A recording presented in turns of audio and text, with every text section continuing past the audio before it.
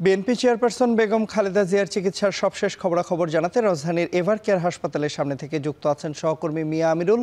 চলে যাচ্ছি আমিরুলের কাছে। আমিরুল, বেগম খালেদা জিয়াকে লন্ডনে নেয়ার ব্যাপারে বিস্তারিত কি তথ্য রয়েছে আপনার কাছে, জানাবেন।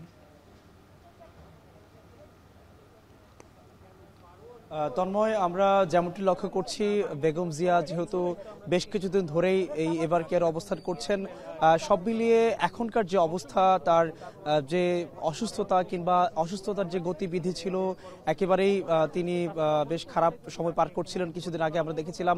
এরপরেই দলের পক্ষ থেকে যে জানানো হয়েছিল যে অবস্থার প্রেক্ষিতে কিংবা অবস্থার যদি উন্নতি হয় সেই ক্ষেত্রে তারা কিন্তু বিদেশে নেওয়ার ক্ষেত্রে চিন্তা ভাবনা করবেন, এবং সেটি বলা চলে কিছুটা সুখবর কিংবা ভালো খবর বলা যেতে পারে, যেহেতু অবস্থা কিছুটা ভালোর দিকে রয়েছে বলেও দলের পক্ষ থেকে জানানো হয়েছে।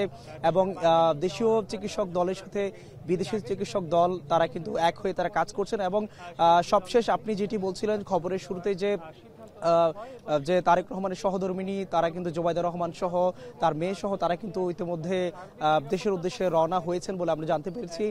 যদিও সকাল 9:30 নাগাদ আসার কথা রয়েছে, এরপরে হয়তোবা তারা সিদ্ধান্ত নেবেন যে কিভাবে তারা বা কোন পদ্ধতিতে তারা কিন্তু নেবেন লন্ডনের উদ্দেশ্যে বেগম জিয়াকে, সেই বিষয়ে।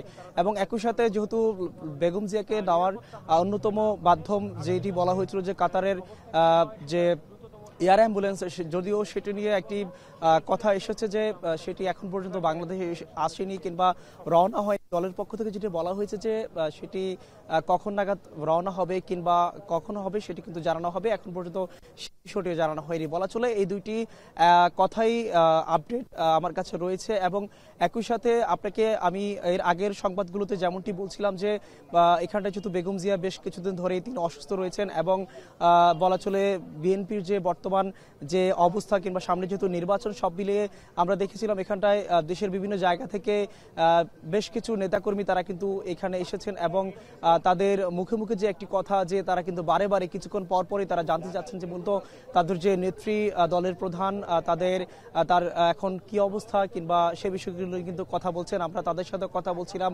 সবার মুখে মুখে একটি কথা কিন্তু বেগম জিয়ার জন্য তারা দোয়া করছেন, এমনই কিন্তু দেখতে পেয়েছি। এবং একই সাথে আপনাকে যদি আরেকটি বিষয় জানাই, যেহেতু তাকে সরকারের পক্ষ থেকে অথবা অন্তর্বর্তী সরকারের পক্ষ থেকে বিশেষ ব্যক্তি হিসেবে ঘোষণা করা হয়েছে, এরপরেই দেখেছিলাম আমরা যে হাসপাতাল এরিয়ায় কিন্তু নিরাপত্তা ব্যবস্থা বাড়ানো হয়েছে। বলা চলে কয়েক স্তর নিরাপত্তা কিন্তু আমরা দেখতে পাচ্ছি। হয়তোবা আপনি লক্ষ্য করছেন যেমনটি আমরা পেছনেই যে বেশ কয়েকটি আইন শৃঙ্খলা রক্ষাকারী বাহিনীর সদস্যরা তারা কিন্তু এখানটায় হাসপাতালের সম্মুখ সারিতে রয়েছেন, যেন কোনো ধরনের আইন শৃঙ্খলা বিঘ্ন না হয়। কেননা এখানটায় যেহেতু বেগম জিয়ার এই খবর সংগ্রহে বেশ গণমাধ্যম বলা চলে এবং সেই সাথে নেতাকর্মীরা তারা কিন্তু ভিড় করছেন একেবারে বলা চলে সকাল থেকে রাত অবধি, কিংবা অনেকেই আমরা এমনও দেখেছি তারা কিন্তু সারাদিনে রয়ে গেছেন। এবং আরও একটি বিষয় যদি আপনাকে জানাই, আপনি জেনে থাকবেন, যেহেতু প্রায় বলা চলে 12-13 দিনের মতো তিনি এই হসপিটালে অবস্থান করছেন, এবং তার যে অসুস্থতার যে অবস্থা সেটি কিন্তু আমরা দেখেছিলাম দুদিন আগে, যেটি বলা হয়েছিল যে তার অবস্থা একেবারে সংকটাপন্ন, বেগম জিয়ার অবস্থা, সেটি দলের পক্ষ থেকে জানানো হয়েছে।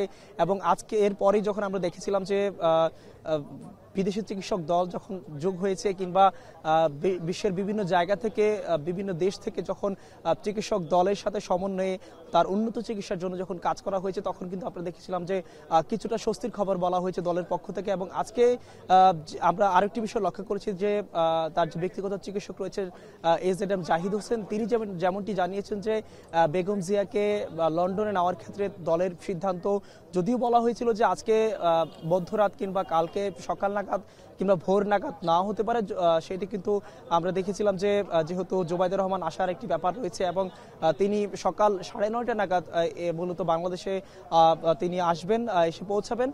তার আগে হয়তোবা নেওয়ার সুযোগ হয়তোবা হবে না, যদি না খুব একটা ইমার্জেন্সি কিংবা খুব একটা বিশেষ মুহূর্ত তৈরি হয়, সে একটি ব্যাপার কিন্তু রয়েছে। এবং যার ফলে আমরা লক্ষ্য করছিলাম যে সন্ধ্যার পর থেকে যে একটি বিষয় কিংবা রাতে যে একটি বিষয় সবার মুখে মুখে ছিল, কিংবা সবাই যে বিষয়টি নিয়ে শঙ্কা প্রকাশ করছিল যে বেগম জিয়ার অবস্থা মূলত কোন পর্যায়ে, কিংবা তিনি কেমন আছেন, কিংবা তাকে নিয়ে যে বিভিন্ন ধরনের কথাবার্তা চলছে সামাজিক যোগাযোগ মাধ্যমে, সেটি নিয়েও কিন্তু আমরা দেখেছিলাম যে বলা হচ্ছে দলের পক্ষ থেকে তিনি ইতিমধ্যে তিনি ভালো রয়েছেন, কিংবা তার অবস্থা বলা চলে খুব একটা পরিবর্তন হয়নি, যদিও তিনি ভালো রয়েছেন বলে দলের পক্ষ থেকে জানানো হয়েছে এবং তারই অংশ হিসেবে মূলত তারা বিদেশ নেওয়ার সিদ্ধান্ত নিয়েছে। তন্ময়, আমার কাছে এই ছিল এখনকার সর্বশেষ। আমরা খোঁজ রাখছি, আপনাকে পরবর্তীতে জানাতে পারবো। তন্ময়। সহকর্মী মিয়া আমিরুলের মাধ্যমে আমরা জানছিলাম বিএনপি চেয়ারপারসন বেগম খালেদা জিয়ার যে এভার কেয়ারে চিকিৎসাধীন রয়েছেন সেখানকার সবশেষ খবরাখবর।